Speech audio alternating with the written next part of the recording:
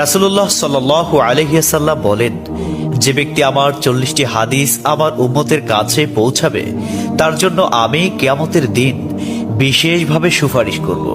সুবহানাল্লাহ। নাম্বার 2, মানুষের মধ্যে যারা মৃত্যুকে বেশি করে স্মরণ করে এবং তার জন্য প্রস্তুতি নেয় তারাই সবচেয়ে বুদ্ধিমান। নাম্বার 3, প্রত্যেক জিনিসের জাকাত আছে, আর দেহের জাকাত হচ্ছে রোজা। নাম্বার 4, যে তার সময় আল্লাহর জন্য ব্যয় করে না তার জন্য জীবন অপেক্ষা মৃত্যু শ্রেয়। নাম্বার 5, যারা সব সময় ইস্তিগফার তথা ক্ষমা প্রার্থনা করে তাদের সাথে উঠা বসা করুন, কেননা তাদের হৃদয় সবচেয়ে কোমল হয়। নাম্বার 6, তুমি যত সিজদা দিবে আল্লাহ তত গুনাহ তোমার মাফ করে দিবেন। সুবহানাল্লাহ।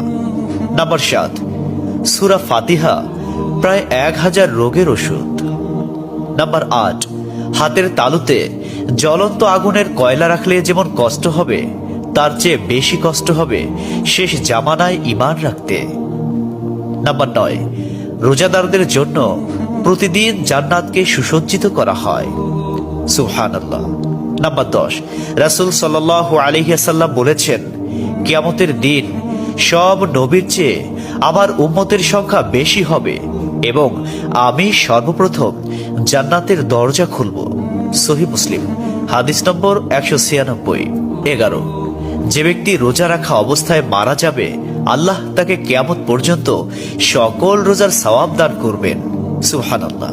নাম্বার 12, যে ব্যক্তি ফজরের নামাজ আদায় করল সে আল্লাহর হিফাজতে চলে গেল। নাম্বার 13, রাসূলুল্লাহ সাল্লাল্লাহু আলাইহি ওয়াসাল্লাম বলেছেন, রোজা ও কোরআন কিয়ামতের দিন মানুষের জন্য সুপারিশ করবে। মুসনাদে আহমদ, হাদিস নম্বর 6626। 14, নবীজি বলেছেন, রোজাদারদের জন্য সবচেয়ে বড় খুশির সংবাদ হলো হাসরের মাঠে আল্লাহ সবার আগে রোজাদারদের সাথে সাক্ষাৎ করবেন। সুবহানাল্লাহি ওয়া বিহামদিহি। 15, যখন রমজান আসে তখন জান্নাতের দরজাসমূহ খুলে দেওয়া হয়।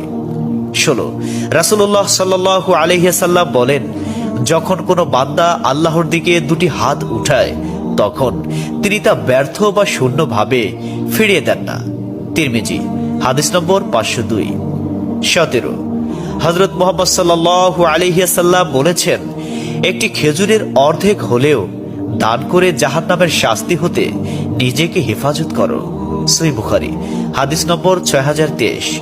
প্রিয় ভাইরা, নাম্বার 18, যদি ভালো হতে চাও তবে সর্বপ্রথম মিথ্যা বলা ছেড়ে দাও।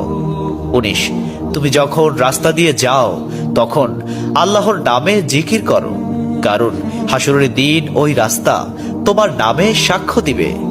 20, তোমরা সব সময় উযু করো, কারণ কিয়ামতের দিন যারা উযুকারী তাদের হাত পা উজ্জ্বল থাকবে।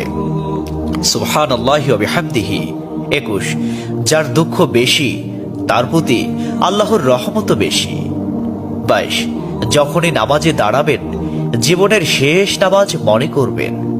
23, যে মহিলা গর্ভাবস্থায় 1 খতম কোরআন পাঠ করবে তার গর্ভের ওই সন্তান একজন নেককার বান্দা হিসেবে দুনিয়াতে আগমন করবে।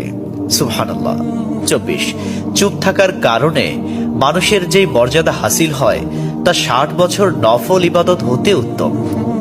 সুবহানাল্লাহ। 25, রাসূলুল্লাহ সাল্লাল্লাহু আলাইহি ওয়াসাল্লাম বলেছেন, জান্নাতের সবচেয়ে নিকটবর্তী আমল হলো সময় মতো সালাত আদায় করা। সহিহ মুসলিম, হাদিস নম্বর 260। 26, যে ধোঁকা দেয় সে আমার উম্মতের অন্তর্ভুক্ত নয়। 27, তুমি জানো তুমি সঠিক তবুও তর্ক করো না, তর্কে জড়াইও না।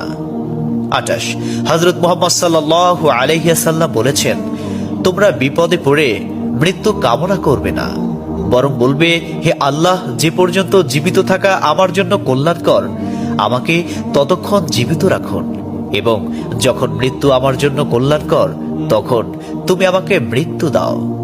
29, সূরা ইয়াসিনকে কুরআনের হৃদয় বলা হয়। 30, হযরত মুহাম্মদ সাল্লাল্লাহু আলাইহি ওয়াসাল্লাম বলেন, মায়ের একটি কষ্টের নিঃশ্বাস 7টি দোজখের চেয়েও ভয়ঙ্কর, আর একটি সুখের হাসি 8টি বেহেশতের সমান। সুবহানাল্লাহ। 31, যে অন্যের বাবা মাকে গালি দিল সে যেন নিজের বাবা মাকেই গালি দিল। 32 রাসূলুল্লাহ সাল্লাল্লাহু আলাইহি ওয়াসাল্লাম বলেছেন, আমি যা জানি তোমরা যদি তা জানতে পারতে তবে নিশ্চয় খুব কম হাসতে এবং খুব বেশি পরিমাণে কাঁদতে। 30 মানুষ যদি মৃত ব্যক্তির আর্তনাদ দেখত এবং শুনতে পেত তাহলে মানুষ মৃত ব্যক্তির জন্য কান্না না করে নিজের জন্য কাঁদত।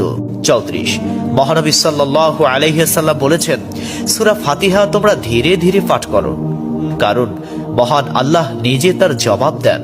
সুবহানাল্লাহ। হাদিস সূত্র মুসলিম 910। 35 রাসূলুল্লাহ সাল্লাল্লাহু আলাইহি ওয়াসাল্লাম বলেছেন, কিয়ামতের দিন যে জিনিসটি মুমিনদের পাল্লায় ভারী হবে সেটি হচ্ছে সুন্দর চরিত্র, আখলাক। আবু দাউদ হাদিস নম্বর 4101। 36 কবরের ভিতরের প্রথম চাপ পৃথিবীর সকল কষ্টকে হার মানিয়ে দেবে। 37 হযরত মুহাম্মদ সাল্লাল্লাহু আলাইহি ওয়াসাল্লাম বলেন, যে ব্যক্তির অন্তরে এক সরিষা দানা পরিমাণ অহংকার থাকবে সে জান্নাতে প্রবেশ করতে পারবে না। সহিহ মুসলিম হাদিস নম্বর 91।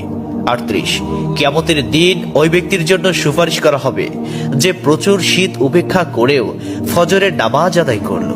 39 নিশ্চয় মহান আল্লাহ নম্র, তিনি নম্রতাকে পছন্দ করেন।